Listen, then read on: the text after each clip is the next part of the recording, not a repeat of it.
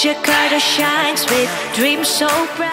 Atas pengantarnya, Assalamualaikum warahmatullahi wabarakatuh. Shalom, Om Swastiastu, Namo Buddhaya, salam kebajikan. Saya izin berdiri boleh ya? Selamat malam hadirin sekalian, terima kasih kehadiran Anda pada Jakarta Future Festival 2025 dengan tema Collaborate to Elevate. Perkenalkan, saya Dedi Wijaya akan menjadi moderator acara pada sesi ini. Ini saya tegang menjadi moderator karena dua hal, bersama legislator kita di DKI dan juga 4 wali kota, tapi juga jadi moderator di depan Pak Farhan ya, yang kira-kira lebih punya pengalaman 10.000 kali sesi daripada saya mungkin ya. Oh iya, pengen sih, iya. Amin ya, amin dulu. Oke. Baik. Oke, tambah tegang kita kayak gini jawabnya gimana? Baik, saya balik ya ke skrip ya. Jadi, Bapak-Bapak Wali, Pak Wibi, Jakarta Future Festival 2025 merupakan momentum perayaan kolaboratif kota yang dirancang sebagai ruang ekspresi, eksplorasi, dan ideasi lintas sektor dalam menyambut 3 momentum strategis Jakarta. Penyusunan rancangan pembangunan jangka menengah daerah 2025-2009, perayaan menuju 500 tahun kota Jakarta di tahun 2027, hingga visi Jakarta sebagai top 20 global city. Sesi diskusi ini mengusung tema membangun ruang kolaborasi antar kota dengan tujuan mengidentifikasi dan mendorong kolaborasi strategis antara Jakarta dan kota-kota di Indonesia sebagai langkah konkret Jakarta menjadi salah satu kota global.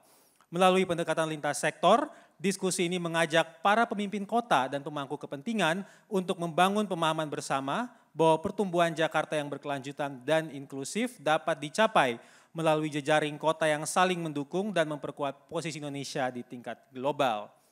Sekali lagi, saya akan memperkenalkan 5 narasumber kita. Yang pertama, Wibi Andrino, Wakil Ketua DPRD DKI Jakarta. Yang kedua, Muhammad Farhan, Wali Kota Bandung. Yang ketiga, Respati Ardi, Wali Kota Surakarta. Yang keempat, Fadli Amran, Wali Kota Padang. Dan Riko Tri Putra Bayuwas, mohon maaf Pak Wali, Wali Kota Medan. Terima kasih, mari kita mulai percakapan dengan pembicara kita hari ini. Moga-moga berhasil kita nih. Jadi hari ini kita Bapak-Bapak sekalian ingin bicara tentang bagaimana Jakarta dan kota-kota lain bisa berkolaborasi untuk elevate bersama, kira-kira gitu. Pembicara kita yang pertama, Bapak Wibi Andrino. Beliau legislator yang aktif mendorong keterbukaan, inovasi dan tata kelola kota yang responsif, dan juga turut berperan penting dalam mendorong kebijakan pembangunan Jakarta.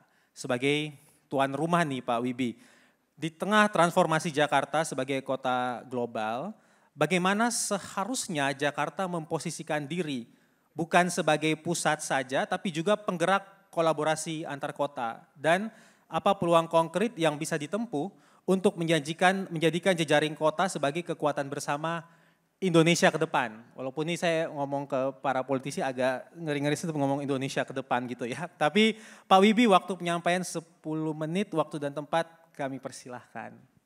Thank you Mas Dedi. Assalamualaikum warahmatullahi wabarakatuh.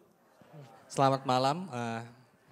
Tentu yang saya banggakan dan saya hormati rekan-rekan dari pimpinan daerah yang telah hadir di sini, ada Kakak Fadli, Kakak Riko, Bang Farhan dan Kakak Respati, dan terkhusus yang paling spesial istri saya yang lagi nonton.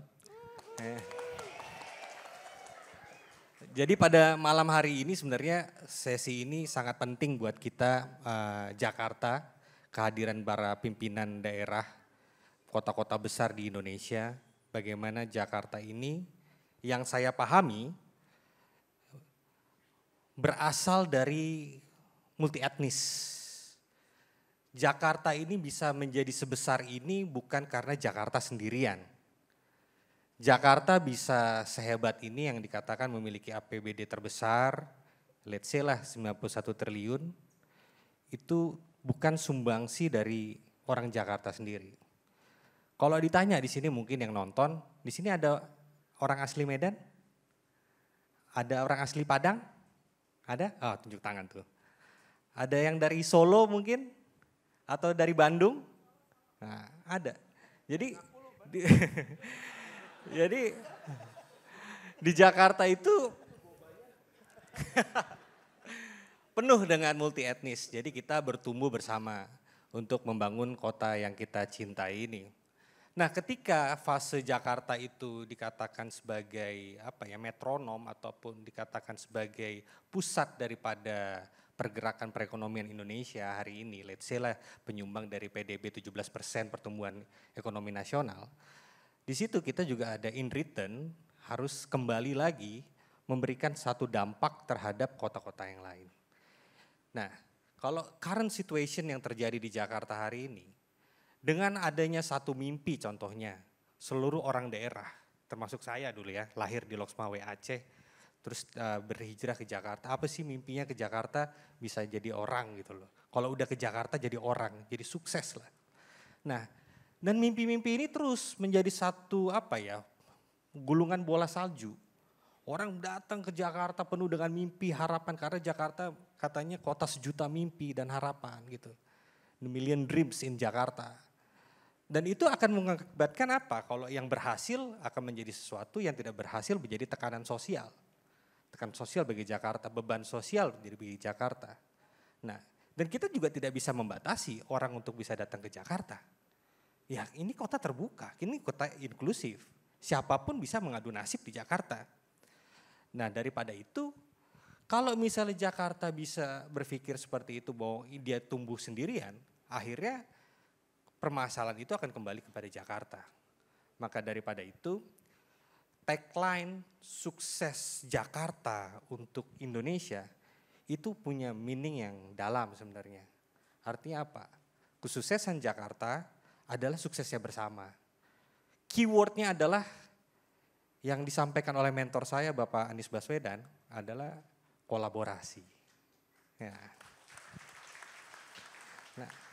Nah, kolaborasi ini yang dibangun dan acara ini adalah bagian daripada kolaborasi. Tetapi Kakak Dedi, sebenarnya pertemuan-pertemuan ini bukan pertemuan yang pertama dari pemimpin-pemimpin daerah membicarakan bagaimana kita bisa saling mutualis simbiosis lah sesama daerah. Sudah sering, mungkin dari 40 tahun yang lalu mungkin sudah ada wacana seperti ini. Sudah banyak forum-forum kepala daerah mempertemukan para pemimpin daerah untuk berbicara tentang connectivity. Tetapi selalu itu hanya terjadi selesai di meja yang tulisan namanya MOU gitu loh. MOU Jakarta, Padang, MOU Medan segala macam. Nah, yang dibutuhkan hari ini adalah real action. Aksi nyata apa yang bisa kita kerjakan bersama untuk menyumbang pertumbuhan nasional gitu. Nah, ini gak bisa peran Jakarta sendiri. Di sini butuh siapa? Ya, pastilah pemerintah pusat. Sebagai matchmaking, apa yang dibutuhkan Jakarta, apa yang dipunyai oleh kota Medan, apa yang dipunyai oleh kota Bandung dan lain-lain. Sehingga dalam penyusunan RPJMD di Jakarta, itu bisa selaras dengan kebutuhan-kebutuhan yang dimiliki Jakarta dan apa yang dimiliki oleh kota-kota lain. Relate gitu loh. Kita bikin, kalau kita bangun sendiri itu membutuhkan, itu costly pasti. Biayanya akan lebih besar. Misalnya contoh lah kita butuh beras. Kan gak mungkin kita tanam beras di Jakarta. Ya kan? Kita butuh beras misalnya di mana? Apa di Karawang atau di daerah-daerah lain? Atau kita butuh misalnya macam-macam lah, let's say lah. Saya gak katakan. Nah, kebutuhan-kebutuhan itu. Nah, apa yang dibutuhkan daripada Jakarta kita bisa matchmaking dengan daerah lain. Tapi juga untuk kebutuhan Jakarta itu sendiri Kak Ngedi, adalah beban sosial tadi adalah kita menumbuhkan kota-kota besar yang lain. Kita pingin kota-kota lain selain Jakarta ini bisa bertumbuh sehingga mimpi-mimpi daripada warga negara Indonesia, saya mau sukses di kota Medan, saya mau sukses di kota Padang. Nah, apa yang dimiliki Jakarta itu bisa digunakan oleh kota-kota penyangga ataupun kota-kota besar lainnya. Ada satu yang dikasih tahu oleh istri saya sebelum saya datang ke sini. Rumusnya apa? ATM. Amati, tiru, modifikasi. Nah, apa yang dimiliki Jakarta ayo gunakan misalnya untuk di kota Bandung. Tapi memang bedanya Jakarta APBD-nya 91 triliun. Kota Medan mungkin cuma 17 triliun. Pasti kan jauh. Makanya butuh yang namanya modifikasi. Sesuaikan dengan kantongnya masing-masing gitu loh Kak. Mentang-mentang paling tebel. Jadi hal-hal itu yang bisa kita tawarkan kepada teman-teman pimpinan daerah. Saya pahami bahwa kalau misalnya di Sumatera Utara pasti seluruh kota-kota di Sumatera Utara pingin datangnya ke Medan. Kalau di Jawa Barat pasti mau datangnya ke Bandung. Problemnya sama, problem urban. Kita pasti punya masalahnya apa? Kepadatan penduduk, hunian, terus juga transportasi, kemacetan, sampah, itu adalah masalah-masalah kota yang harus kita selesaikan bersama. Dan hari ini kita duduk bersama di forum ini adalah bagaimana ini bisa kita elaborate, kita bikin satu pemikiran dan visi bersama, bagaimana Indonesia ke depan dengan adanya kota-kota ini bisa maju bersama. Mungkin tuh singkat dari saya, terima kasih. Assalamualaikum warahmatullahi wabarakatuh. Waalaikumsalam warahmatullahi wabarakatuh. Makasih banyak Kak Wibi. Jadi tadi Kak Wibi cerita ya tentang Jakarta tempat banyak mimpi-mimpi orang dari berbagai kota di sini. Jadi ini tuh sebenarnya point of connection ya. Dan kalau ngomong point of connection, koneksi yang paling dekat itu secara geografis tentu Bandung. Sejarah maupun geografi. Dua kota ini berbagi banyak cerita ya, aircraft, mobilitas warga, kopi, musik dan lain-lain. Nah sehingga untuk Bandung, kan Bandung Pak Farhan sering dilihat sebagai kota kreatif, laboratorium ide urban. Kira-kira apa ya potensi, ini mungkin tadi ingin minta Pak Farhan menceritakan tentang Bandung tentunya, tapi juga apa sih kolaborasi konkret, kalau tadi Kak Wibi bilang konkret ya, antara Bandung dan Jakarta dalam bangun ekosistem lintas kota, khususnya di mana kota berdua ini punya kemiripan ya, misalnya pariwisata, inovasi, dan sejenisnya. Silakan Pak Wali Bandung. Terima kasih. Aku ada presentasi tapi aku hanya pakai satu slide aja. Yang sekilas tentang Bandung bisa langsung ditayangkan. Kayaknya itu slide ke 1, 2. Kedua setelah cover. Boleh nggak? Oke ya. 10 menit ya? 10 menit. 10 menit mulai dari sekarang. Sudah terlatih kalau Pak Farhan sih sebenarnya ya. Oke, jadi gini. Saya mau cerita dulu, Bandung itu tidak dibuat oleh orang Indonesia. Bandung itu dibangun karena inisiatif seorang gubernur jenderal keturunan Belanda yang jadi pegawainya Napoleon. Keren gak? Karena pada waktu itu di awal abad ke-19 Belanda itu lagi dijajah sama Prancis dan harus jaga kolonialnya. Nah, datanglah seorang bernama Dendles, datang ke Pulau Jawa, dia lihat kita perlu bikin post highway atau apa? Postway. Dari Anyer ke Panarukan. Apa yang terjadi? Izin berdiri. Yang terjadi adalah dia datang ke Anyer, bagus, sampai ke Sunda Kelapa, nggak bisa terus. Nggak bisa. Kenapa? Rawa. Terlalu banyak rawa. Kenapa dia nggak lanjutin? Karena waktu itu Aguan belum lahir. Jadi nggak bisa dia reklamasi. So, what he did was, dia bilang ini, kalau gitu kita mesti muter, karena rawanya kebanyakan. Kita mesti muter, kemana? Ke selatan, ketemu sama Bogor, dari Bogor tembus gunung. Maka dia ke Gunung Mas itu, sampai ke Padalarang, dan ketemu Bandung. Bandung itu cekungan, dia jalan sampai dia ketemu dengan sebuah titik di mana waktu itu Bandung itu sebetulnya Bandung yang kita kenal sekarang, kota Bandung itu disebut sebagai Ranca Badak. Ranca itu artinya kubangan, badak tuh literally badak. Jadi Bandung tuh asli karena yang ada badaknya, betul. Beneran ini badak. Nah dia datang, dia lihat lembahnya bagus banget. Terus dia ambil tongkatnya, dia bilang ini. Ketika saya kembali 3 tahun lagi, saya ingin di sini ada sebuah kota. Nah itulah disebut sebagai kilometer 0 yang ada di Jalan Asia Afrika itu. Nah Posweg itu di kota Bandung itu membentang dari Ciberem, Jalan Sudirman, ke tengah Jalan Asia Afrika, sampai ke timur Jalan Ahmad Yani dan mentok di Jalan Nasution. Kemudian dia akan balik lagi naik ke Sumedang. Di Sumedang itulah terjadi insiden Pangeran Kornel yang dibunuh oleh Dendles. Terus yang sampai sekarang menjadi cadas pangeran itu. Terus sampai ketemu Majalengka, Majalengka ketemu Cirebon, and then all the way lagi ke jalur Pantura. Nah, jadi itulah yang menyebabkan kota Bandung terbentuk. Yang waktu itu bupatinya adalah Wiranata Kusuma II yang diperintahkan oleh Dendles untuk membangun kota. Dia tuh mau nurut ya sebel, nggak nurut ya takut. Jadi yang dia lakukan adalah dia membangun pusat kotanya 1 kilometer ke arah timur. Sebagai bentuk perlawanan. Dia bilang gini, oke gua nggak nurut, oke gua nurut tapi gua nggak di situ, gua di sini. Dia bikin berbagai macam alasan maka dibentuklah alun-alun dan pendopo tempat saya tinggal sekarang. Nah, maka di situ Anda akan banyak menemukan sekali banyak gedung-gedung Belanda kolonial. Tapi hanya ada satu gedung yang bukan kolonial, yaitu tempat tinggalnya bupati. Hanya itu satu-satunya arsitek asli Indonesia. Bahkan menurut kabar bagian belakangnya disebut ruangan Arab itu, menurut kabar saya lagi cari dokumen ya, itu arsiteknya adalah seorang pemuda yang baru lulus dari ITB.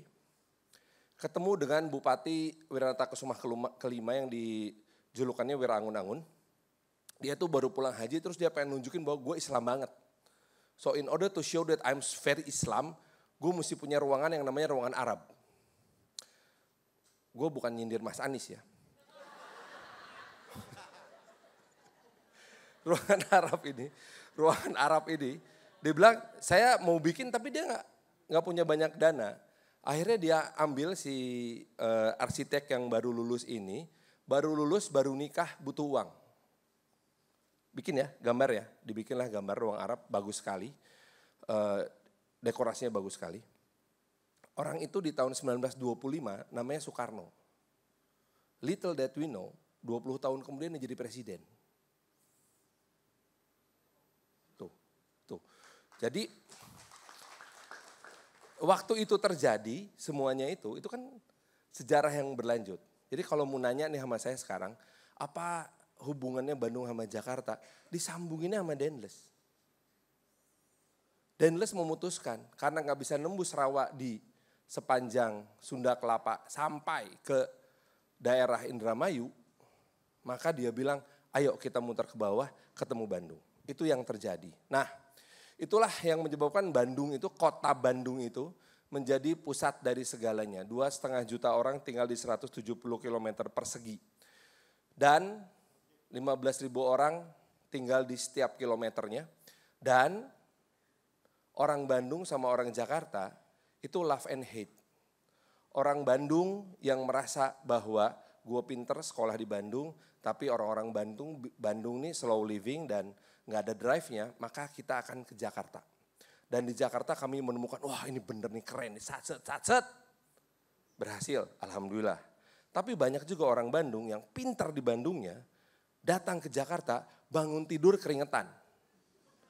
Buat orang Bandung itu unacceptable. Karena Bandung itu sampai hari ini jam 6 pagi itu 19 derajat Celcius. Sama dengan AC kamar Anda. Itu kita nggak usah pakai AC. Jadi hal itu memang membuat orang Bandung ini karakternya lebih seneng nongkrong di luar. Dan ketika nongkrong di luar, maka kita itu berbagi cerita. Lo tau gak, kemarin gue ketemu si ini. Kalau ketemu si itu gimana kalau kita nyanyiin? Jreng, jadilah melati dari Jayagiri. Iwan Abdurrahman. Ketemu, Yofi. Cewek itu cantik sekali. Oke, kata Yofi. Cantik, jreng. Itu kejadian bos. Itu kejadian. Karena kita di nongkrong di luar. We hang out di luar. Nggak ada gedung yang keren kayak gini tuh. Saya lihat, bener nih Jakarta ini kerennya bisa bikin beginian. Bandung enggak, kenapa? Karena enggak ngerasa perlu. Because we can hang out di luar. Itu sebabnya maka dengan berbagai macam sejarah yang kita miliki termasuk pertanyaan, kenapa konferensi Asia Afrika tahun 55 di Bandung? Ada yang bisa jawab? Adem. Enggak. Karena waktu itu Jakarta sebagai ibu kota nggak punya hotel. Hotel Des Indes udah dirubuhin. Dan Bandung punya 3 hotel yang berlantai tinggi. Preanger, Homan, dan hotel, apa tuh yang isinya setan sekarang semuanya? Masih ada hotelnya. Depan kantor pos, yang ada Indra di bawahnya. Suarha. Itu para wartawan di Suarha, kepala negara di Homan, dan yang lainnya pada di Preanger. Dan gedung convention hall terbesar di Indonesia waktu itu adalah Gedung Merdeka. Waktu itu. Nah jadi sebetulnya hubungan erat antara Bandung sama Jakarta sebagai sebuah bentuk kolaborasi itu pemerintahnya tuh nggak usah kerja keras. We just have to make sure bahwa ada tempat untuk berkreasi dan berkarya serta sekolah yang benar di kota Bandung. Karena perguruan tertinggi tertua dari kota Bandung umurnya sudah 105 tahun, namanya ITB. Sampai sekarang gedungnya masih utuh, intact sejak 1920. Dan industri paling besar yang bisa membuat penyiar nggak laku di Bandung tapi sukses di Jakarta. Saya kerja di 2 radio dan dua-duanya dipecat. Karena menurut program direktur saya waktu itu di Radio OS sama Radio KLCBS, suara saya nggak layak tayang. Tapi suara nggak layak tayang di Bandung ini laku banget di Jakarta. So, what we need to do adalah Bandung akan selalu menjadi tempat pendadaran kalau kata orang Jawa, sumber daya manusia terbaik yang ada di Indonesia, dan Jakarta adalah tempat si sumber daya ini berkarya menjadi tempat yang terbaik di Indonesia. Itulah sebuah bentuk konsep kolaborasi yang ditawarkan oleh Kota Bandung kepada Jakarta. Dan Jakarta itu kota yang membuat kita selalu ingin kerja. Ya kan? Kalau di Bandung, seperti kata M.E.O. Brouwer, Bumi Pasundan itu lahir ketika Tuhan tersenyum. Tuhan aja senyum, masa kamu enggak? Terima kasih wabillahi taufiq wal hidayah. Wassalamualaikum warahmatullahi wabarakatuh. Waalaikumsalam warahmatullahi wabarakatuh. 9 menit 36 detik. Luar biasa. Kalau 10 menit mah gampang ya, Pak Farhan pernah 30 berapa jam dulu siaran? 2 jam. 32 jam. Itu lagi butuh ya. duit banget Pak. Oke. Kebetulan sasaran acara ini kebanyakan Gen Z, jadi kalau belum tahu Pak Farhan pernah siaran 32 jam. Ya. Yes. Makasih banyak Pak Wali Bandung. Jadi tadi Pak Farhan bicara tentang Bandung sebagai kota kreatif, banyak kreasi di sana. Nah, kita pindah sedikit ke Solo, di mana kota bisa tumbuh tanpa kehilangan akar. Solo ini kan contoh ya, budaya, ekonomi lokal bisa saling menopang. Dan juga natural dalam kolaborasi dengan kota lain ya. Di Solo banyak kolaborasi ya Pak Respati ya. Bukan hanya di kota dalam negeri tapi juga di luar negeri. Nah mungkin bagaimana sih Solo melihat peluang kolaborasi dengan Jakarta dan kota-kota lain. Dan juga mungkin bisa sedikit cerita Pak Respati tentang Solo dan kepemimpinan Bapak saat ini. Silakan Pak. Cek tes. Ya. Assalamualaikum warahmatullahi wabarakatuh. Salam sejahtera untuk kita semua. Om Swastiastu, Namo Buddhaya, Salam Kebajikan Rahayu. Pertama-tama saya ucapkan terima kasih diberikan waktu hari ini. Ini pertama kali saya berbicara di depan umum dan di Jakarta. Kalau di Solo sering waktu kampanye. Dan jujur saya bingung kenapa saya diundang ketika saya cek background, cek politikalnya. Tadi saya kok bisa ya ini wali kota Solo diundang? Kebetulan aja ya, kebetulan. Kebetulan. Mau di...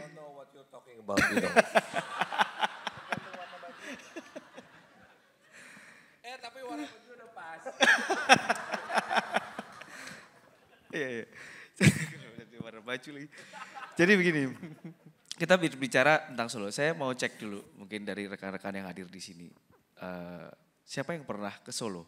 Atau yang belum pernah aja, yang belum pernah ke Solo? Semua berarti belum pernah ke Solo ya? Belum pernah, oke. Tapi FYP sering ya dari Solo ya? Nah itu karena sistem. Jadi begini, kita berbicara Solo. Solo ini Solo kota unik. Solo pernah menjadi Solo kota istimewa. Selain Jogja dan Aceh, Solo pernah menjadi kota istimewa. Di sana, setelah tahun 45, Solo ini terkenal dengan Solo kota pergerakan. Kota yang dinamis, kota yang kompetitif. Ada gerakan anti Swaperaja. Ketika melihat di Solo ada dua kultural pilar budaya, tadi bicara budaya adalah Keraton Kasunanan dan Keraton Mangkunegaran. Itu sesama Mataram Islam. Tapi pernah menjadi istimewa, akhirnya ada gerakan anti Swaperaja. Nah, sampai saat ini kota Solo dengan dua pilar budaya, Keraton Kasunanan dan Mangkunegaran, ini menjadi kota yang masih sangat kompetitif tentang persebaran budayanya. Jadi hari ini saya akan membuat sedikit, kalau kemarin ada isu tentang daerah istimewa Surakarta akan dinaikkan lagi, ya menurut saya itu sudah tidak relevan di masa sekarang. Tetapi political will seorang wali kota, saya akan jadi di tengah kota Solo itu cuma kecil 46 km persegi, selatan itu Keraton Kasunanan, utara itu Mangkunegaran dan ada tempat-tempat untuk pemisah. Ini wilayah Kasunanan, ini wilayah Mangkunegaran.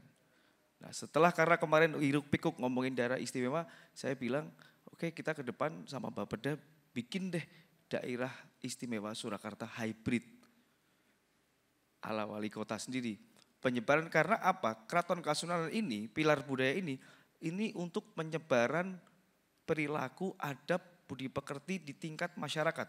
Tidak hanya masalah pertunjukan. Kalau rekan-rekan di sini disampaikan budaya itu adalah pertunjukan, kalau Solo kota budaya itu termasuk adab perilaku. Bagaimana orang Solo mempunyai rasa di setiap kebijakan. Jadi Solo ini ke depan akan saya buat seperti Surakarta bernyawa.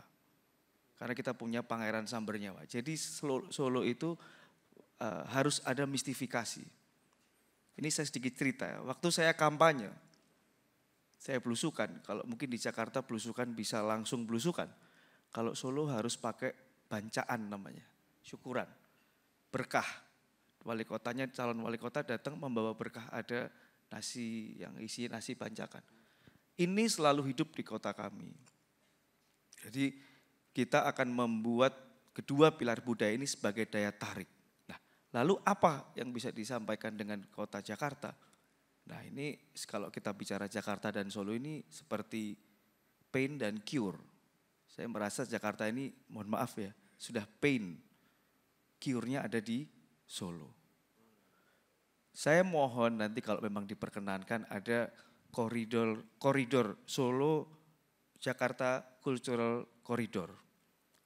Nanti akan kami paparkan di sana Keraton Kasunanan dengan ajarannya.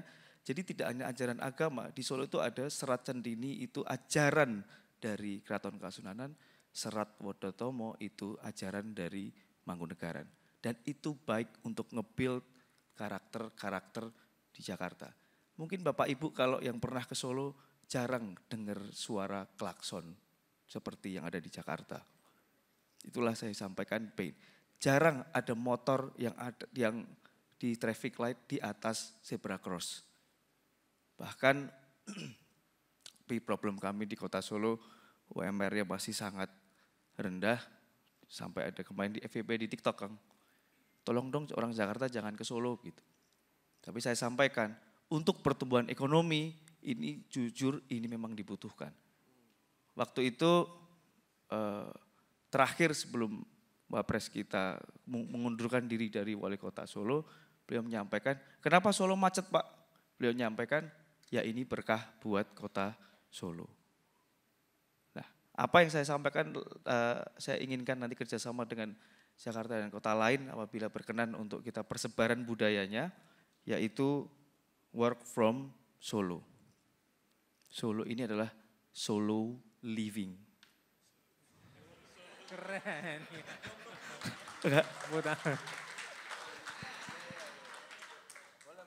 Kita akan ada program homestay, co-working space, dan kita buat di setiap kelurahan nanti ada aktivitas membatik, menari, dan lain-lain.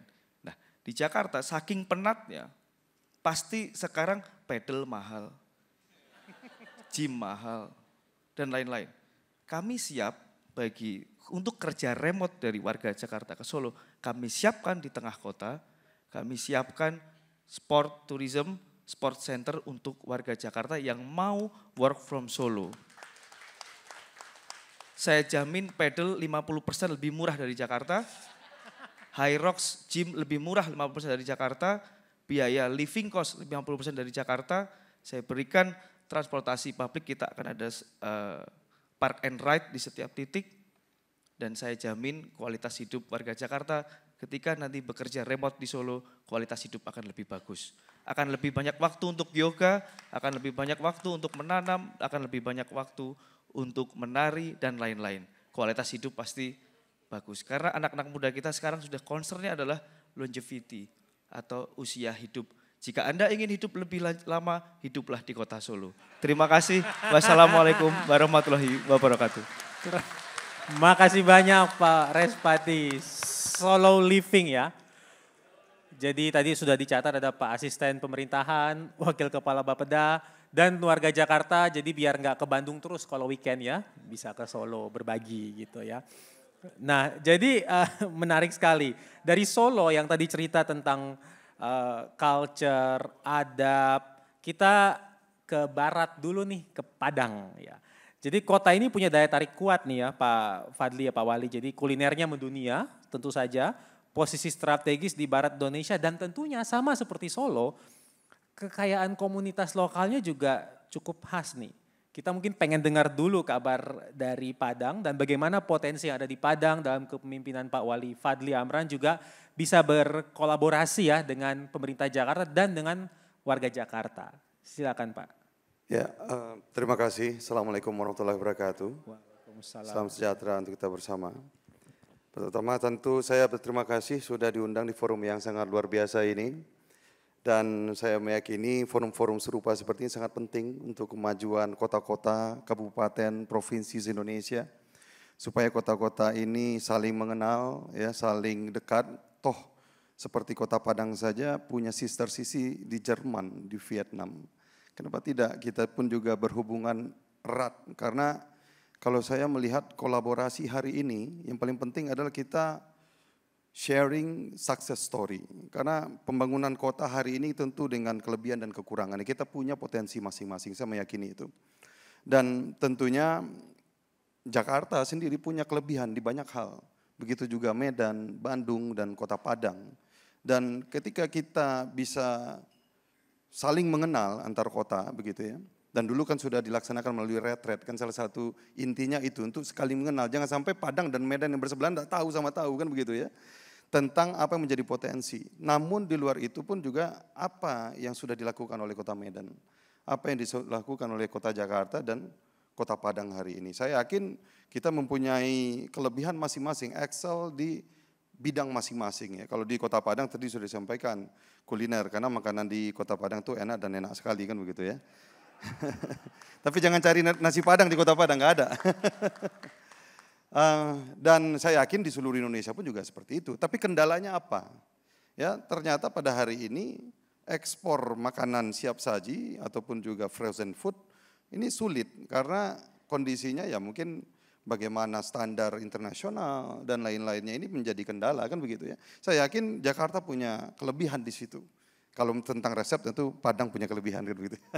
Tetapi saya yakin kita semua punya kelebihan masing-masing. Itu pertama. Yang kedua, bagaimana birokrasi ya untuk ekspor dan juga lain-lainnya. Saya rasa dengan forum-forum serupa seperti ini, makanya saya sampaikan ini sangat luar biasa Bapeda Kota Jakarta sudah mempersiapkan event serupa seperti ini. Dan tentunya kami pun juga ingin sedikit berbagi tentang apa yang menjadi tujuan dari Kota Padang. Mudah-mudahan dari sini pintu masuknya begitu. Ya saya menyampaikan apa yang menjadi tujuan, kalaupun harus kita pilih apa yang harus menjadi kerjasama hari ini mungkin impossible ya. Tetapi kemudian hari saya yakin banyak hal yang bisa dikerjasamakan antara dua kota, baik Padang dan Jakarta dengan seluruh kota di Indonesia. Apa yang menjadi visi kami? Menggerakkan segala potensi. It's all about collaboration. Ya. Menggerakkan segala potensi, sama saja saya rasa. Kondisi negara kita yang hari ini mungkin ya serba sulit ya, karena memang pemotosan anggaran dan lain-lainnya. Tanpa kolaborasi, tanpa memperdayakan apa yang menjadi potensi, itu impossible ya. Kalau kita bermimpi akan ada ruang fiskal ataupun juga financial yang kuat untuk membangun ini, itu dan semua dan lain-lainnya, saya rasa mungkin tidak ya. Saya yakin Jakarta pun dengan efisiensi hari ini pasti juga tertekan, kan begitu. Nah, tentu perlu kolaborasi. Ya. Nah, sehingga menggerakkan segala potensi menjadi visi kami. Untuk apa? Untuk mewujudkan kota Padang menjadi kota pintar dan kota sehat. Kami memilih 2 indikator karena biarlah nanti kementerian yang menilai.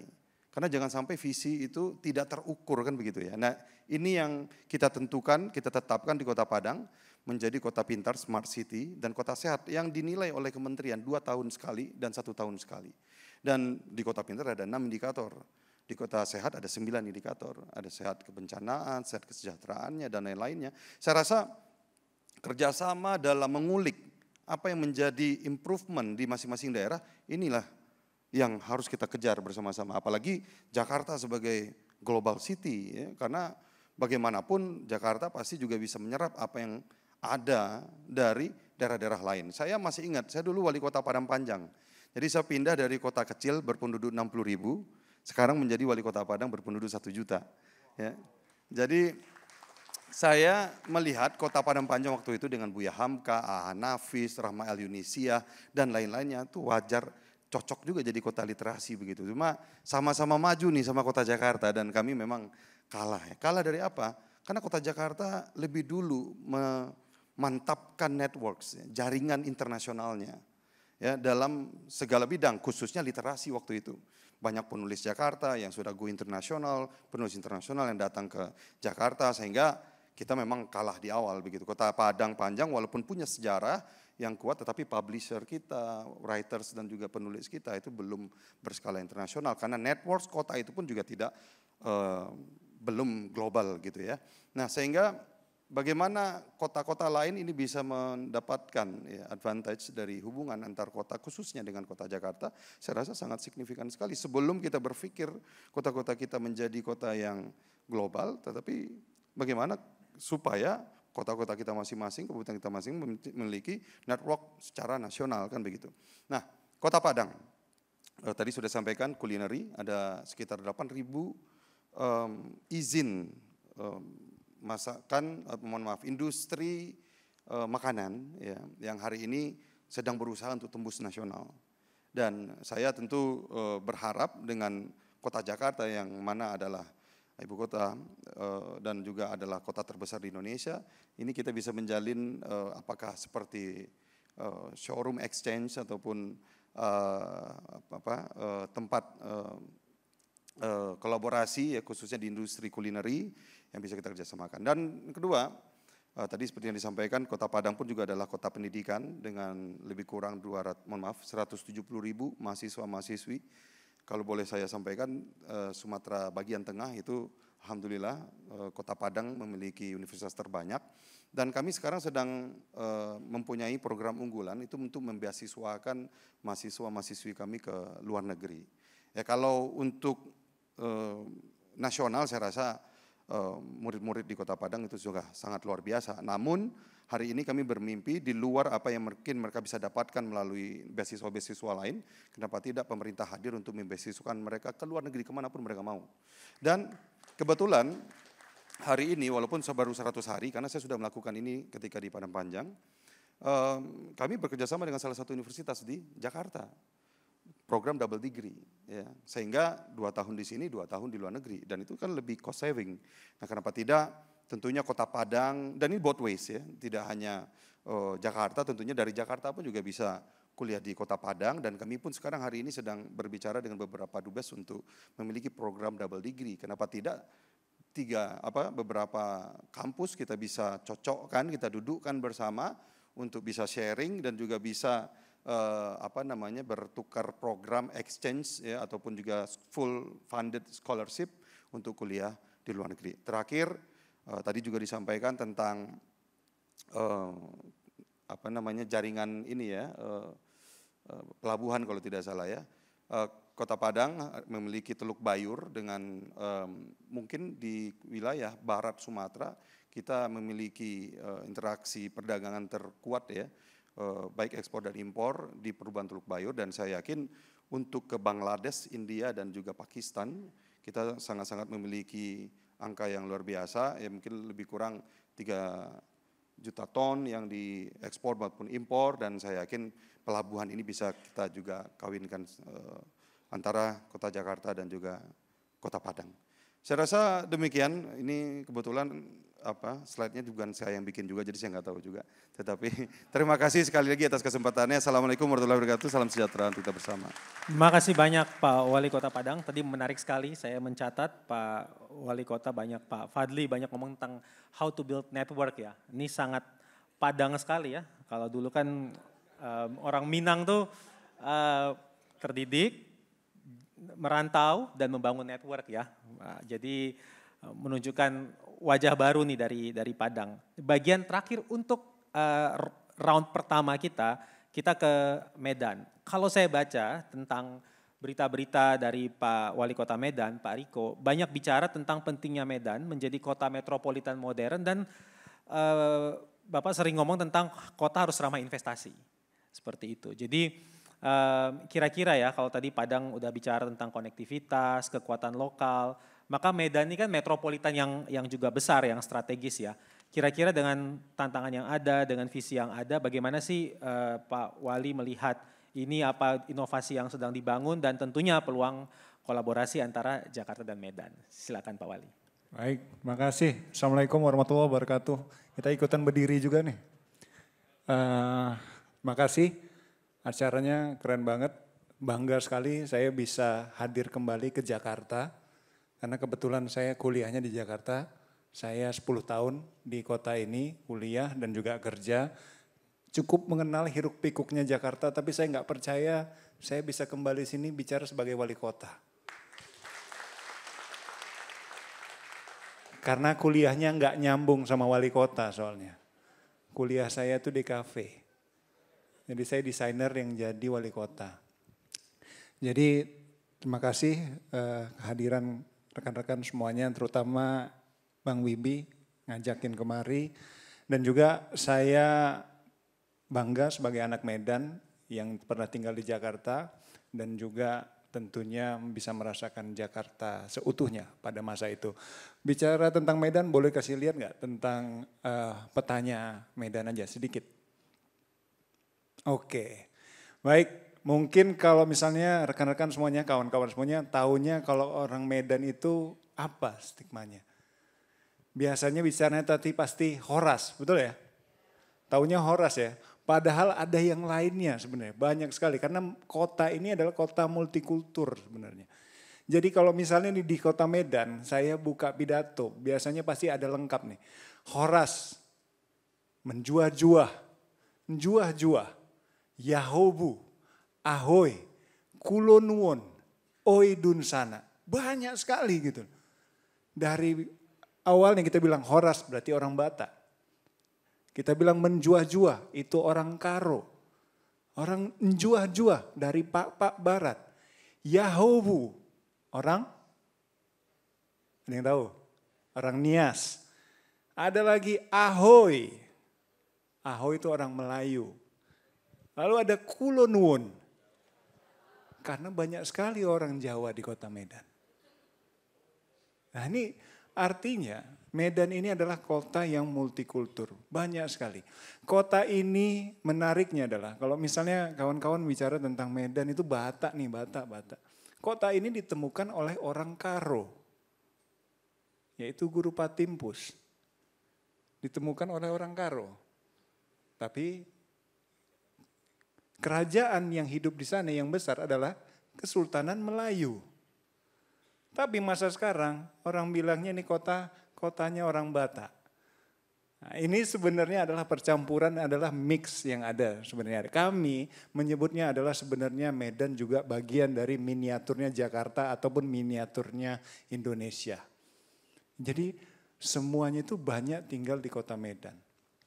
Nah, kalau misalnya lihat dari petanya sendiri, kota Medan, kota Medan itu ada selatan dan juga ada bagian utaranya. Di bagian selatan mengarahnya ke gunung. Di bagian utara tentu langsung ke laut. Bentuknya mirip dengan Jakarta. Dan pola kehidupannya di bagian utara mirip seperti Jakarta di bagian utara. Iya, kurang lebih. Bagaimana tafnya masyarakat di Jakarta Utara sama tafnya dengan masyarakat di Kota Medan. Jadi kita sharing about the same situation sebenarnya. Dan kota ini kota yang juga menuju kota metropolitan. Di mana masyarakatnya itu suka sekali melihat sesuatu yang baru, ya, yang hype. Jadi apapun dimakan. Apapun ditelan sama masyarakat Kota Medan ini. Sesuatu yang baru langsung bisa diadaptasi dengan Kota Medan. Di Jakarta bikin kopi yang bentuknya begini, bulan depan pasti ada di Kota Medan. Di Jakarta tiba-tiba bikin misalnya roti jenisnya kayak gimana, bulan depan ada. Di Jakarta tiba-tiba padel, kami udah punya 3 padel di Kota Medan hari ini.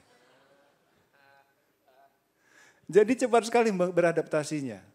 Nah, ini menariknya, artinya Medan layak untuk investasi, ya, di mana PDRB Kota Medan itu bisa sampai 329 triliun, ya, dan banyak sekali perputaran keuangan yang ada di Kota Medan. Nah, Medan kami juga ingin berkolaborasi dengan kota-kota lainnya, ya. Kami memahami bagaimana konsep kolaborasi ini adalah pembangunan, ya, tidak hanya tersentral di Jakarta, tapi terbangun juga di kota-kota lainnya. Ya, dan ini menarik sekali supaya kita tidak juga tergantung dengan, mohon maaf, luar negeri. Di antara kita bisa sharing kekuatan tersebut. Gitu. Ya, Medan bisa bertumbuh, Solo bisa bertumbuh, Bandung bisa bertumbuh, Jakarta apalagi. Nah, ini kita bisa saling membutuhkan, bisa saling menguatkan. Nah, ya, apa saja yang bisa ditelan Kota Medan sebenarnya. Nah, kami juga pengen nih, kawan-kawan yang ada di Jakarta misalnya, bisa berinvestasi ke Kota Medan. Salah satu yang bisa terinvestasi apa? Kami baru saja belajar tentang teknologi di Jakarta, yaitu tentang pelayanan publiknya secara smart system gitu, dan juga tentang pelayanan publik secara digital. Dan Medan akan menuju ke sana. Nah, ini yang kami pelajari dari Jakarta. Ini adalah sistem kolaborasi awal. Yang kedepannya kami berharap bisa banyak teknologi-teknologi yang bisa hadir di Kota Medan. Yang nantinya bisa membuat Kota Medan lebih ramah teknologi dan bisa menjadi kota metropolitan yang sempurna. Nah, bicara tentang Bandung. Wah, Medan ini juga anak-anaknya isinya masyarakat kreatif. Kenapa kreatif? Dengan begitu banyaknya budaya yang ada, kurang apa lagi di Kota Medan. Budayanya begitu banyak. Mulai dari Melayu tadi ya, Bataknya bermacam-macam, ada Mandeling, Angkola, Simalungun, ya tadi ada Pak, ada lagi Karo, ada Nias, ya, ada Jawanya begitu banyak. Dan apa yang menarik lagi di Kota Medan? Kami punya suku India dan juga Tionghoa yang komunitasnya begitu kuat. Nah, begitu banyaknya artinya kebutuhan kreativitas itu tinggi. Artinya kalau misal kita bisa sharing tentang creativity ini, Medan juga bisa bertumbuh banyak. Dan di sini bisa menjadi modal Kota Medan mempromosikan barat dari Indonesia sebagai pintu gerbangnya. Dan penguat di Indonesia di bagian barat. Ini harapannya untuk membangun kolaborasi bersama tersebut. Ya, dan bisa juga dari Solo, berinvestasi apa? Ya tentu tentang batiknya juga. Menarik sekali. Banyak, karena apa? Di Medan juga banyak orang Jawa. Dan kami juga menyukai. Ya, dan budaya-budaya tentang Solo tadi juga menarik, bisa diimplementasikan di Kota Medan. Dan untuk Padang, apa ya yang diinvestasi ya? Sebenarnya jauh sebelum yang lain berinvestasi ke Kota Medan, Padang sudah berinvestasi banyak di Kota Medan sendiri. Kenapa? Ada satu kecamatan di Kota Medan, salah satunya adalah Kecamatan Denai, yang isinya banyak orang Padang. Jadi banyak sekali. Iya, jadi pengusaha rata-rata. ya, mulai dari rumah makan, penjahit, pembuat sepatu, dan kami terkenal sekali tuh. Salah satunya Ajo Sukarame, itulah pembuat sepatu. Dan itu adalah orang-orang Minang di sana. Jadi investasinya sudah banyak gitu. Tapi kami ingin terus bisa berkolaborasi dengan rekan-rekan dari kota-kota lain. Nah ini yang ingin kami bangun, kami bahagia sekali bisa hadir di sini. Cuman kita jangan berhenti di sini, kalau bisa kapan investasinya gitu. Kapan investasinya? Kalau kami sudah mulai berinvestasi di Jakarta gitu. Kalau pernah dengar ada namanya mie agam Bangladesh tahu? Hah? Itu kami punya.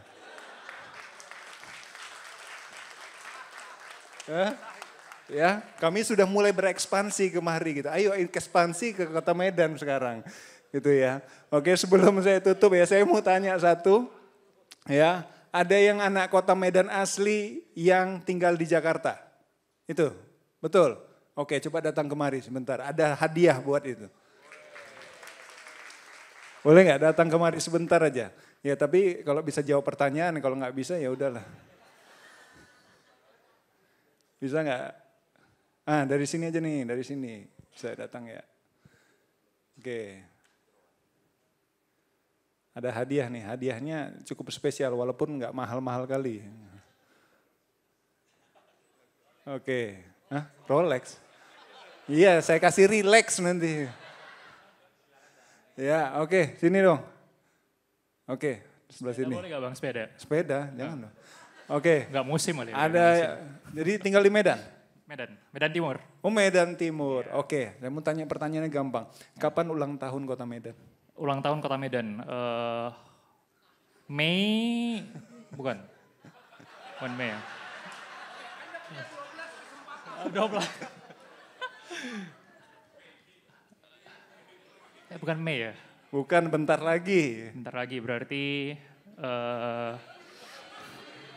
Juni 20. Salah lah, gimana sih? Ini bukan anak Medan asli. Enggak diajarin atau Medannya sekolah. kurang promosi mungkin ya. Ya. Ada yang mau Google nggak? Bantuin lah anak Medan lainnya. Coba kasih tahu. Hotline dong, hotline. Alright, minta bantu. 1 Juli. Iya, Oh, betul 1 ya. Juli. Ya terpaksa lah kita kasih, ada dibantu. Ini sebenarnya adalah sebagai contoh anak Medan itu kolaborasinya bagus sekali sebenarnya. Oh iya. Perkawanannya tinggi ya, jadi dibantu sama yang di bawah gitu ya. Ini hadiahnya ada satu namanya, ini ada pin, boleh tunjukin logonya. Namanya, ini adalah tagline Medan Kota sekarang, yaitu Medan untuk semua. Nah Medan untuk semua ini diciptakan bahwasanya begitu banyaknya budaya yang ada di sana, Medan ini layak untuk dimiliki oleh semua suku yang ada di Kota Medan. Ya ini adalah Medan untuk semua dan penciptanya adalah suku yang mungkin yang nggak banyak di Kota Medan, tapi adalah penduduk aslinya juga Kota Medan, yaitu suku Nias. Di sini ada Gea, ini nih adalah anak Nias yang membuat tagline Medan untuk semua ini. Ini Medan untuk semua saya kasih ke siapa? Kevin. Ke Kevin yang punya Medan untuk semua ini pinnya cuma ada saya dan Kevin sekarang. Kasih. Ya ini saya serahkan, ini cuman Kevin yang punya nih. Supaya ingat Medan seperti apa. 1 Juli. Dan bisa pulang. Dan harapannya satu, sudah sampai sini bisa pulang ke Medan dan juga berinvestasi di Kota Medan. Mungkin itu terima kasih. Wassalamualaikum warahmatullahi wabarakatuh. Makasih banyak Pak Wali Kota Medan. Ibu Bapak, teman-teman sekalian yang terhormat, kita beri tepuk tangan dulu atas pemaparan yang keren banget dari 5 pembicara kita pada malam hari ini. Nah kali ini di ronde kedua kita ingin memberikan kesempatan kepada audiens untuk bertanya. Kita satu round aja, beberapa pertanyaan yang ada mungkin bisa ditanyakan. Ada yang ingin bertanya bisa angkat tangannya? Silakan. Oke, ada satu. Nanti dibantu ya, 1, 2, saya nggak terlalu kelihatan dari sini. Ya silakan, tadi saya lihat Mbak yang baju kuning, lalu ada yang di depan sini. Oke. Oke, sama ada yang di atas juga ya. Halo yang di atas, ada 2, banyak juga ya. Oke lah, kita coba satu round, ini berapa ya, 1, 2, 3 ya. Oke, silakan panitia ada bisa ngasih mic-nya. Tolong disebutkan nama dan pertanyaannya. Baik, Assalamualaikum warahmatullahi wabarakatuh. Waalaikumsalam. Medan untuk semua? Semua untuk Medan. Jadi izin Pak Wali semua, ada tagline yang disampaikan Pak Wali, biar semangat nanti kita bilang Medan untuk semua, semua untuk Medan. Karena ada pertanyaan dengan Bapak-Bapak Wali Kota yang terhormat. Saya ulangi sekali lagi, Medan untuk semua, semua untuk Medan. Izin Pak Wali, pertanyaan saya, kalau di Medan itu semua saya rasa ada nama-nama wali kota yang ada di... Pak maaf, namanya siapa Pak? Oh nama, Ya. saya Rashid Ridho Nasution. Rashid, ya. Izin Pak, sudah boleh bertanya Bang Ded? Udah ya? Ya sudah, silakan. Mungkin Medan adalah kota yang besar dan memang Medan kota yang besar. Tapi izin bertanya Pak Wali, apakah di tempat kota Bapak ada enggak jalan Medan? Karena di Medan semua ada Pak, Jalan Padang, Jalan Surakarta, Jalan Bandung ada nih Pak. Mungkin, nanti mungkin peresmiannya boleh diundang Pak Wali Kota kami nih Pak. Karena di Medan sudah ada jalan semua, oleh karena tagline Pak Wali, Medan untuk semua. Tapi mungkin ke depannya boleh juga nih Pak mohon, karena izin saya memang kurang paham, tapi apakah juga di kota-kota yang lain, apakah ada jalan Medan. Mungkin itu saja dari saya, Medan untuk semua. Semua untuk Medan. Mantap kali Bang dari Medan. Oke. Di Bandung ada nggak? Jakarta ada ya Pak Wibi ya? Halo? Ya boleh langsung dijawab nih. Di Bandung tuh ada, semua kota Jawa Barat ada, semua nama gunung ada, nama sungai ada, nama pulau ada, Jalan Tidore ada, Jalan Maluku bahkan terkenal dengan tamannya. Belum berarti Ya. belum ada berarti Pak Wali ya? Medan nggak ada loh. Iya. Iya ya. Jalan Riau ada. Riau ada loh. Jalan Sumatera, oh disatuin. Disatuin di Jalan Sumatera ya. Iya, disatuin bos. Cuman Riau dipisahin, gue juga nggak tahu kenapa. Kenapa Riau dipisah ya? Ya gitulah. Oke, Pak Wali Solo gimana? Kebetulan kita ada program naming right, jadi kita bisa silahkan kalau Medan mau berinvestasi di Solo, ada nama jalan Medan, nanti kita buatin, silahkan investasinya kita bicarakan. Ini cerdas sekali tepuk tangannya. Oh bisa ya? Jadi Pak Asisten Pemerintahan Jalan Bank DKI bisa di Solo gitu ya? Iya. Makanya yang udah-udah juga hati-hati sama orang Solo men. Mantap betul. Tadi Pak Wibi udah jawab, ada Medan Merdeka palingan ya. Iya. Ada 4 malahan ya. Kalau di Padang gimana tetangga ini padahal ini? Ada ya? Ada seharusnya ya. Tapi saya ikut Solo juga. Kalau investasi nanti kita bisa tambah itu nama jalan. Atau sekarang Pak Riko berarti kalau tidak investasi nama diganti dulu sementara ya. Jadi jalan masih kosong lagi. Nah ini beliau ini khas banget orang Padang. Iya. Dia ini sebetulnya nggak ada jual apa ya. Begitu orang Solo bilang saya jualan jalan. Saya juga. Aku juga jualan. Baik, makasih ya. Kalau Wali Solo harganya segini bisa lebih murah lagi yang dari sini ya. Baik. Makasih pertanyaannya Bang Rashid. Oke, tadi karena pertanyaan bagus langsung dijawab. Silakan berikutnya tadi Mbak yang di tengah baju kuning. Oke, silakan. Oke, selamat malam. Assalamualaikum warahmatullahi wabarakatuh. Nama saya Maral Dipodiputro. Halo Pak. Pertanyaannya adalah, pertama saya setuju banget tadi waktu Pak Wali Solo sampaikan mengenai slow Jakarta, slow living ya. Kebetulan saya penyintas kanker dan waktu saya sembuh kabur dari polusi Jakarta ke Solo Pak. Dan, pertanyaan saya adalah, kan sekarang kita satu negara lagi dengan ekonomi sekarang kita lagi facing banget PHK.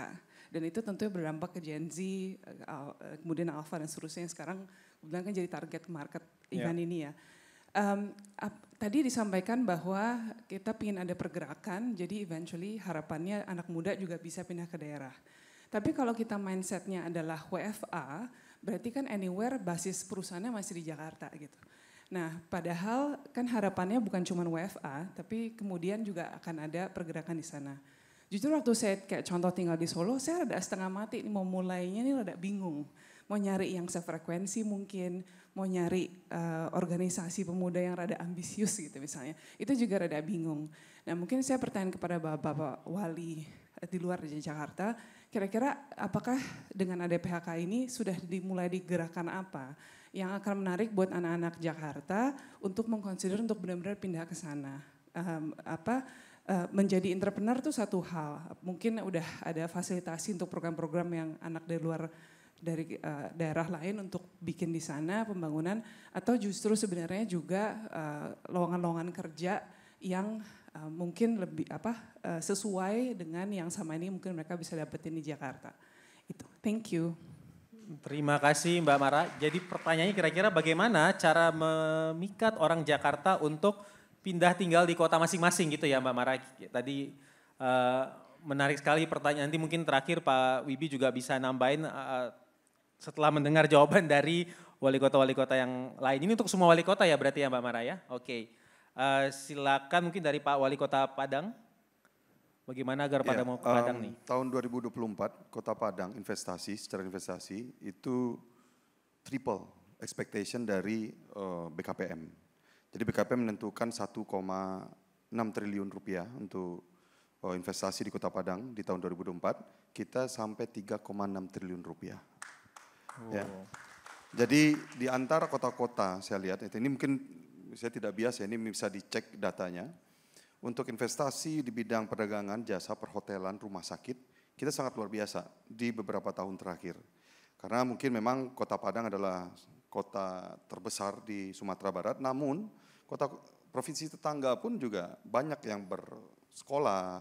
Tentu karena dia well educated, banyak juga profesional yang lahir dari Kota Padang kita. Dan memang di lagu himne Kota Padang itu kota pelajar, karena ada Bung Hatta di situ.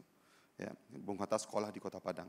Nah sehingga growth yang cukup luar biasa ini tentunya akan sangat menarik bagi pengusaha-pengusaha pemula yang mungkin dengan hiruk pikuk kota Jakarta yang begitu besar dengan persaingan yang luar biasa. Seperti yang disampaikan tadi, yang ada di Jakarta pasti laku di Medan ya, apalagi di Kota Padang kan sama saja. Jadi saya rasa ya bukan lebih murah ya, tetapi memang seperti itu. Jadi ini peluang saya rasa banyak sekali jobs yang akan hadir di Kota Padang karena kacamata investasi tadi itu. Terima kasih. Terima kasih Pak Wali Kota Medan mungkin, lalu Wali Kota Bandung, Wali Kota Solo, dan terakhir mungkin Kak Wibi menanggapi. Ini pertanyaannya adalah bagaimana memikat untuk tinggal di Medan? Kira-kira. Untuk tinggal atau berinvestasi, dua-duanya mungkin ya. Dua-duanya mungkin ya. Oke, keduanya. Oke, untuk tinggal di Medan dulu deh. Di Medan ini menariknya adalah satu community-nya itu kuat-kuat. Ya, jadi ini salah satu yang menarik di Kota Medan yaitu perkawanannya itu baik sekali. Ya, tingkat kepeduliannya sangat tinggi. Mau cari yang sefrekuensi apapun ada. Mau yang diem-dieman, mau yang suka campurin urusan kawan-kawannya ada juga. Nah itu ada lengkap di Kota Medan. Nah inilah perkawanan Kota Medan yang mungkin, ya ini menurut saya secara pribadi, mungkin tidak ditemukan di kota lain. Kekuatan dari kekeluargaannya itu tinggi. Dari Bataknya raja-rajanya ada. Dari Melayu kesultanannya ada. Mungkin Marat datang ke Medan mau dikasih marga pun udah bisa. Jadi artinya perkawanan itu baik dan nyaman tinggal Kota Medan. Dan satu lagi, kalau misalnya kita yang terbiasa ditanya, abis ini kita makan kemana ya? Mau makan enak di mana ya? Memang mohon maaf nih, ini agak nyuri nih Bang. Makanan dari Pak Walinya bilang makan enak-enak sekali. Nah, Medan sebenarnya ada 3. Enak, enak sekali, enak, pakai, mantap sekali, itu ada di Medan. Siapa yang gak datang ke Kota Medan untuk naik 2-3 kilo? Kenapa? Paginya makan soto, siangnya nasi campur, sorenya es pokat kocok, sorenya lagi minum kopi, malamnya makan duren, martabak sama dan lain sebagainya. Nyaman sekali untuk tinggal di kota Medan, makanannya enak, perkawanannya mantap. Dan investasinya, itu saya bilang tadi, dengan begitu banyak potensi yang ada di kota Medan dengan masyarakatnya yang eager sekali dalam perubahan, Medan layak untuk investasi yang besar. Ya itu, terima kasih. Terima kasih, menarik sekali ya. Silakan Pak Wali Kota Bandung. Padang makanannya enak dan enak sekali. Medan enak pakai mantap sekali. Investasi bikin rumah sakit sama lab. Laku lo.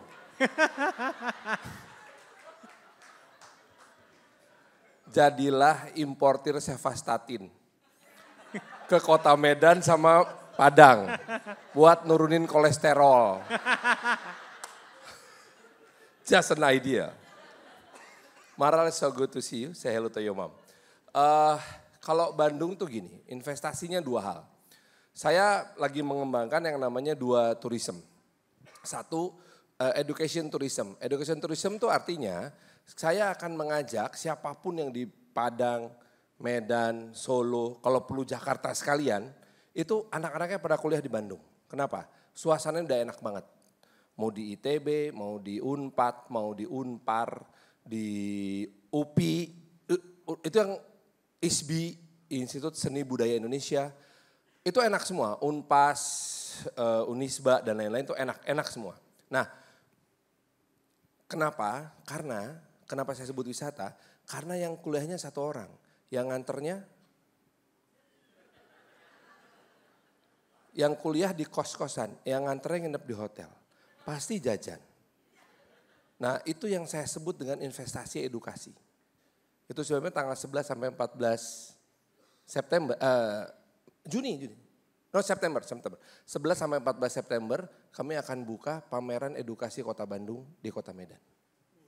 Kita coba. Let's see if it works. Dan satu-satunya perguruan tinggi asing yang joint venture operational di Kota Bandung tanpa local partner, directly dari Lancaster dan dari Deakin Melbourne itu hanya ada di Kota Bandung. Namanya Lancaster Deakin Indonesia. Anda kuliah di sana 2 tahun, tahun ketiga Anda tinggal pilih mau ke Lancaster atau mau ke Deakin. Hanya ada di sini, di Kota Bandung. Jadi investasi pendidikan di Kota Bandung tuh keren banget udah. Itu yang kita, artinya saya memanfaatkan apa yang udah ada. It's a hanging fruit. Nah yang kedua adalah bahwa di Kota Bandung itu lagi saya buka sekarang yang namanya health tourism. Saya nggak akan bicara health tourism yang akan bersaing dengan RSPI misalnya. Udah mewah banget RSPI, apapun pasti usus buntu. The most expensive usus buntu in the world, man.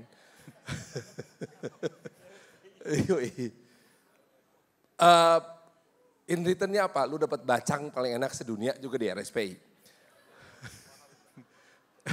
Ya investasi bos. Nah jadi saya nggak akan masuk ke Red Ocean, that's Red Ocean. Nggak mungkin kita bersaing karena udah keren-keren lah. Nah saya itu lagi mendorong sekarang sebuah health industry yang blue ocean banget. Yaitu health industry untuk kecantikan dan perawatan. Di Bandung belum ada rumah sakitnya. Saya baru saja mengundang 2 orang tokoh, 1 asing, 1 Indonesia yang kerjaannya akan buka rumah sakit bedah plastik di Kota Bandung. Beneran. Tagline-nya apa? Di Bandung, kalau dulu kan gini, datang ke Bandung, banyak yang cantik. Kalau nanti datang ke Bandung, pulangnya lu cantik. So, memberi peluang juga untuk para dokter bedah plastik untuk berkarir di Kota Bandung. Kenapa? Environment-nya ada dan nyaman dan secara tourism itu enak. Facelift akan memaksa Anda untuk stay di Kota Bandung seminggu. Facelift. Belum liposuction-nya. Belum ngangkat tulang pipi. Udah gitu, Nanam rambut bos. Ngapain lu ke Turki? Bandung aja. Itu tuh lagi saya kembangkan, betul-betul saya ingin bangun. Dan untuk Anda yang berpeluang silahkan. Nah itu yang baru-baru. Yang udah sangat ada di kota Bandung adalah fashion. Anda punya semangat untuk desain silahkan. Tapi bukan high couture kayak di Jakarta. Di Jakarta high couture-nya banyak lah. Kita gak akan mungkin bersaing sama Sebastian Gunawan, sama banyak orang gitu ya. Yang sekelas-kelas Aran Saadi itu gak mungkin. Tapi di Bandung itu fashion untuk ready to wear yang kemudian menjadi birthplace of clothing industry. Anda mau bikin brand sepatu sendiri, desain yang benar, tukangnya mau kayak apa aja ada di Cibaduyut. Beneran ini. Mau model itu bisa kita bikin. Siap. Itu garisnya 3, harganya 2 juta apa 3 juta gitu. Gua kasih garisnya 4, harganya cuma 500.000. Persis kayak gitu. Gitu. Artinya gini, craftsmanship-nya tinggi dan itu home industry sehingga harga persatuannya nggak mahal. Cuman memang mesti pinter-pinter memanfaatkan konsistensi. Nah ini PR. PR kami untuk memastikan bahwa craftsmanship-nya di kota Bandung itu harus sangat bisa menjaga konsistensi. Itu tawaran investasinya. Udah ya, Solo nggak usah dikasih, ntar dia kalah lagi kita. Pertanyaan pemicu dari Solo nih padahal ya. Silakan Pak Wali. Mau kasih solusi tadi untuk Craftsman, Koperasi Merah Putih. Dari tadi gak ada yang ngomongin program pemerintah pusat nih sepertinya ya. Jadi begini, kalau tadi disampaikan Mbak pernah ke Solo dan lain-lain. Jadi jujur, ini kita program utama, kita nama programnya Solo aja sekarang ini di RPJMD namanya Astatita Surakarta. Program yang nomor 1 itu adalah Rumah Siap Kerja. Kenapa saya dapat ide itu? Karena dulu saya tim suksesnya Anies Sandi di 2017. Itu saya gunakan sekarang program prioritas tentang job matching. Bagaimana dulu Pak Sandi suka selalu ngomong link and match. Nah ini yang lagi sekarang di Solo lagi kritis. Mohon maaf, memang yang sekarang warga kita akan kita dorong ke sana. Karena di perkotaan masalah perparkiran. Kang Eri ini kemarin viral tentang perparkiran. Masalahnya memang di perkotaan itu parkir liar itu menjadi cita-cita anak muda untuk mudah dapat duit. Anak muda di Solo lulus kuliah atau lulus SMA dia nggak mau kuliah, dia mau parkir karena dia sehari dapat 100.000. Saya bikin perwali itu usia parkir, juru parkir minimal 30 tahun atau 35 tahun. Supaya anak muda kita nggak boleh parkir. Nah saya bicara tentang rumah siap kerja itu ada 2 ekosistem tenaga kerja luar negeri dan tenaga kerja dalam negeri. Luar negeri kita berikan langsung gratis di warga kemiskin prioritas P1, P2. Gratis untuk bekerja pelatihan bahasa Jepang kita kirim ke Jepang karena gajinya gede. Yang dalam negeri ini kita lagi buat di sekitarnya untuk job matching. Nah untuk warga Jakarta yang ke Solo memang saat ini kami sedang fokusnya untuk warga Solo. Untuk warga Jakarta ke Solo adalah untuk work from Solo atau pekerjaan remote. Tapi untuk Jakarta mencari pekerjaan di Solo kita di akhir tahun ini, karena saya lagi 3 bulan jadi wali kota, kami akan ada festival aset kota. Kita buka aset-aset kota grade A, grade B, dan grade C. Grade A itu nanti kita akan mendatangkan investasi, mau buka usaha, silahkan yang ada di kota Solo, sehingga job opportunity akan terbuka. Nah kalau tadi Kang Farhan ada medical tourism ya Kang, kami juga ada health tourism ya. Kalau kami memang medical tourism. Kita ada 25 rumah sakit di daerah Solo Raya. Orto, khusus tulang, RS mata, urologi, dan lain-lain. Dan yang terakhir yang baru, kita dapat rumah sakit kardiologi dari UEA, itu setara harapan kita Jakarta. Jadi bagi warga yang tadi untuk berobat, itu akan bisa di Solo. Memang untuk saat ini saya pastikan job offeringnya memang belum untuk orang Jakarta. Kami menawarkan ruangan untuk work from Solo atau remote kerja di Solo. Tapi saya pastikan 5 tahun lagi akan ada banyak perusahaan-perusahaan yang akan membuka lapangan kerja dengan gaji standar Jakarta. Terima kasih. Terima kasih. Nah, biar melengkapi Kak Wibi mungkin bagaimana nih melihat ini Jakarta, bagaimana overcome ini. Anggap aja nanti calon gubernur Jakarta ya periode kapan gitu ya. Ya amin. Jadi gini, dari semua yang disampaikan oleh pimpinan-pimpinan kita nih, abang-abang wali kita, ada satu yang terlepas. Ya. Sebenarnya yang bisa bikin orang Jakarta datang ke Medan, Padang, Bandung dan Solo, sederhana, buka aja biro jodoh. Orang Jakarta banyak orang jomblo ternyata. Ya kan siapa tahu di Padang ada yang ganteng, kayo rayo seperti Bang Fadli kan. Masuk itu barang.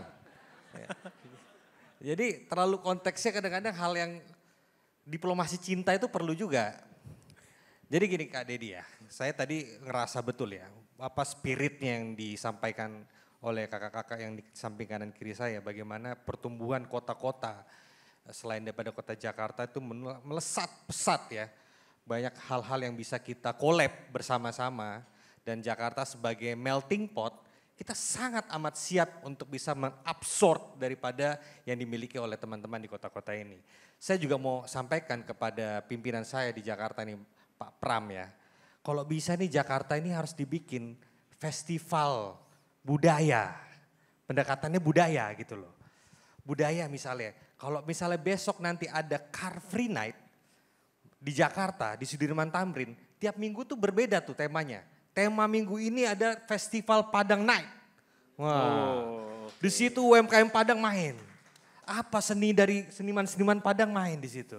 Besoknya Medan, besoknya Bandung, besoknya Solo. Nah pendekatan budaya dan pariwisata itu adalah sebenarnya bonding daripada Republik kita. Jadi baru setelah ada budaya, ada pendekatan kultural, baru kita bicara bisnis. Dekat dulu, akrab dulu kalau bahasa orang Medan. Kalau nggak akrab gimana kita mau dagang?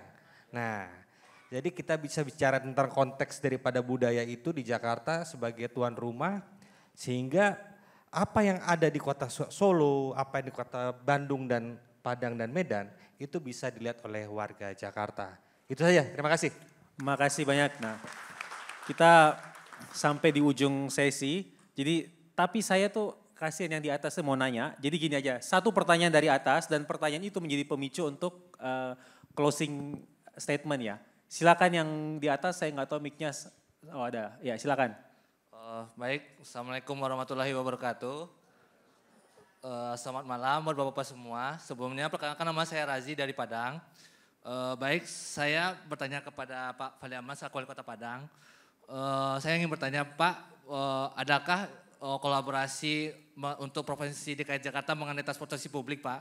Terutama kan Padang sendiri kan memiliki Tas Padang Pak, dan juga angkot nih. Nah bagaimana sih Pak untuk caranya Pak? Untuk mungkin bisa juga wali-wali kota lain, mungkin begitu, terima kasih. Oke, transportasi publik ya. Oke, tepuk tangan dulu dong untuk udah Razi ya kira-kira ya. Baik, ini karena kita sudah di penghujung, mungkin saya kemas pertanyaan untuk closing statementnya. Ini kan pada menang debat ya kemarinnya, jadi sudah biasa closing statement tentunya. Nah, jadi apa ya? Oh ya 2 menit ya. 2 menit berarti ya, kayak 2 menit ya untuk closing statement.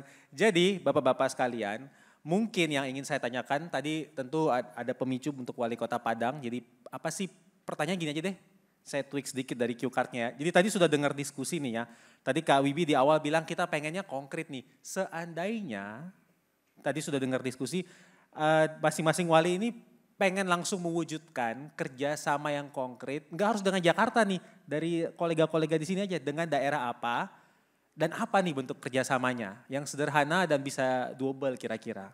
Mohon maaf kalau pertanyaan, dan boleh dilanjutkan dengan closing statement tadi ya.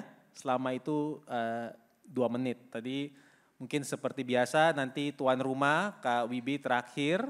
Dimulai dari calon nomor 1, enggak deng, dari Pak Respati dulu. Lalu Pak Farhan, Pak Riko, Pak Fadli dan Kak Wibi. Silakan. 2 menit dari mulai Anda berbicara.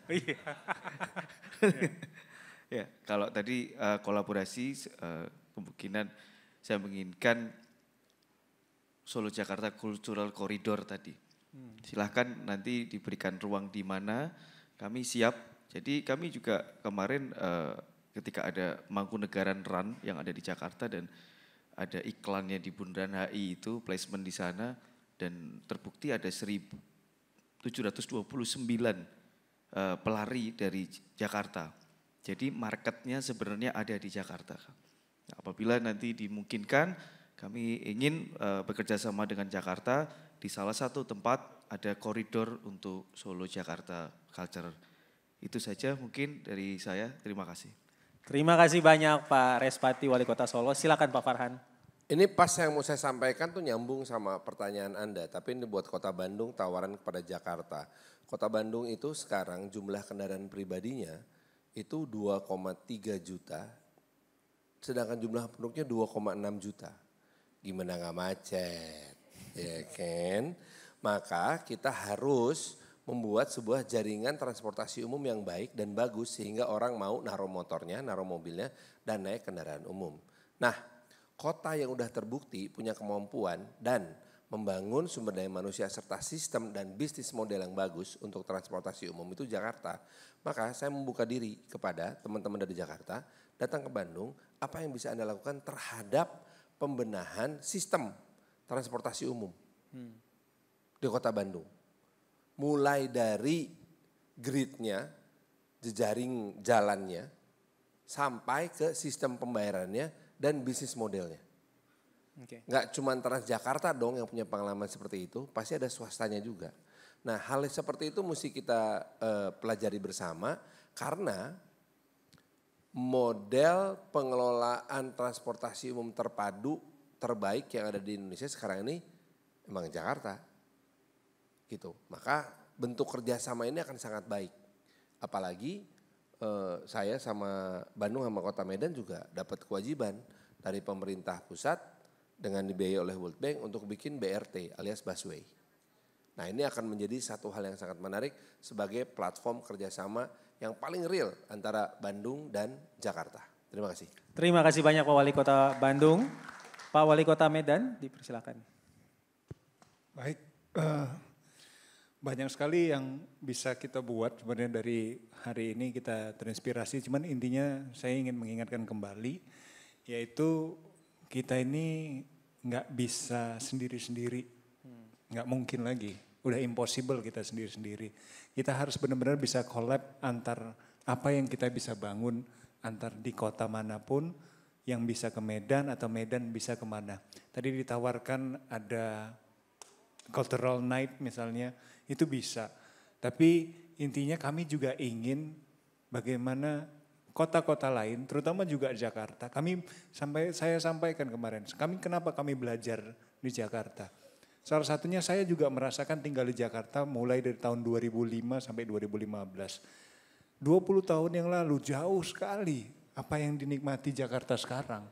Ya, saya masih naik patas P6 itu, selalu Jalan Gatot Subroto itu. Gelantungan, ke kampus tuh gelantungan, naik gelantungan. Sekarang udah gak ada lagi, gak ada. Transportasi udah berubah total. Sistemnya sudah ada, hubnya sudah ada, feedernya ada, semuanya lengkap. Ya, dan kami juga ingin belajar seperti itu. Nah artinya kalau misalnya kota-kota selain dari Jakarta juga berkembang, otomatis Indonesia berkembang. Nah kita semuanya di sini adalah kolaborasi bersama untuk membangun Indonesia. Nah inilah yang ingin kami segerakan, bagaimana kota seperti Jakarta bisa menginspirasi begitu banyak kota-kota lainnya dan kita bisa saling menguatkan dan kita bisa membangun fondasi yang benar-benar kuat seperti negara-negara besar lainnya. Yaitu dimanapun orang datang ke kota manapun dia tinggal tunjuk kotanya itu bagus. Nah ini mulai dari Aceh masuk ke Medan, Padang, Bandung, Solo, dimanapun kotanya di Indonesia harapan kita semua adalah kotanya menjadi kota yang berkembang. Dan mudah-mudahan dengan kolaborasi seperti ini kita bisa ciptakan kota yang hebat dan Indonesia yang kuat. Itu aja, terima kasih. Luar biasa, terima kasih banyak Pak Wali Kota Medan. Silakan Pak Wali Kota Padang. Ya, sebenarnya Kota Padang itu banyak belajar dari Jakarta ya, karena Trans Padang itu mirip-mirip busway. Namun kalau bisa disampaikan pada hari ini, kesulitan kita adalah bagaimana saya belajar dari Pak Anies ya, tentang kesetaraan, bagaimana ini inklusif ya, sehingga para lansia kita, disabilitas ini bisa pun juga menikmati sarana yang sama. Dan tentu ini menjadi PR yang kami pun juga bisa belajar dari Kota Jakarta ke depannya. Kalau konkretnya apa yang saya minta kepada beliau-beliau, pemimpin-pemimpin kita, ulang tahun Kota Padang tanggal 7 Agustus. Mohon Pak Wali, Pak Ketua DPRD hadir di ulang tahun Kota Padang, sekaligus bawa investornya melalui Kadinnya mungkin ya. Demikian saja, Assalamualaikum warahmatullahi wabarakatuh. Langsung dicatat ya oleh semua jajaran yang datang. Silakan Kak Wibi sebagai host penutup. Ya, sebagai penutup saya ingin kita semua berterima kasih kepada Bapak Anies Baswedan. Kita kasih applause dulu kepada our former governor yang sudah bikin Jakarta jadi keren hari ini. Dan kepada rekan-rekan saya, kakak-kakak saya, Bang Fadli, Bang Riko, Bang Respati dan Bang Farhan. Kolaborasi ini nggak harus berhenti di sini. Inilah awal daripada action kita ke depan. Bagaimana langkah-langkah konkret harus kita lakukan. Tujuannya satu, bikin Indonesia itu jadi lebih bagus. Terima kasih. Wassalamualaikum warahmatullahi wabarakatuh. Waalaikumsalam. Baik, terima kasih banyak. Dengan demikian, Ibu Bapak, teman-teman sekalian, berakhir sudah sesi kita hari ini membangun ruang kolaborasi antar kota bersama rekan-rekan pimpinan dari berbagai wilayah. Jangan lupa Jakarta Future Festival Sabtu dan Minggu. Habis ini ada efek rumah kaca di Gera Bakti Budaya. Dan kalau mau agak begadang ada Kenduri Cinta 25 tahun anniversary di belakang. Terima kasih banyak Bapak Wali, Pak Wibi, mungkin kita ada pembagian plakat dulu ya dari MC, silakan. Baik, boleh saya dengar tepuk tangan yang luar biasa sekali lagi untuk diskusi pada malam hari ini. Selanjutnya kita akan melakukan sesi pembagian plakat beserta souvenir. Maka dari itu saya izin untuk memanggil Bapak Sigit Wijatmoko selaku asisten pemerintahan Sekda Provinsi DKI Jakarta untuk melakukan pemberian plakat.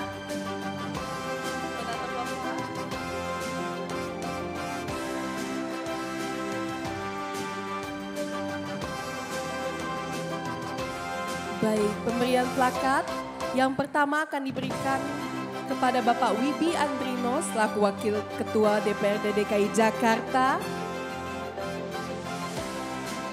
Selanjutnya akan diberikan kepada Bapak Muhammad Farhan selaku Wali Kota Bandung.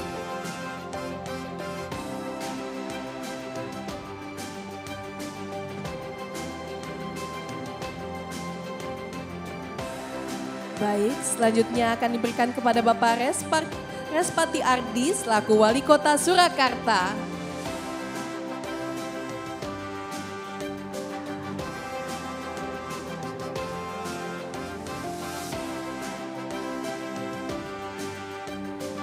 Dan selanjutnya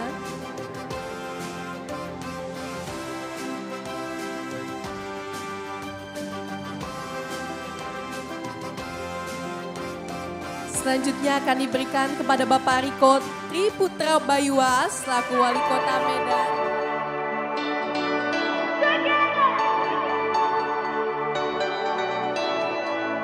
Jakarta shines with dreams so bright.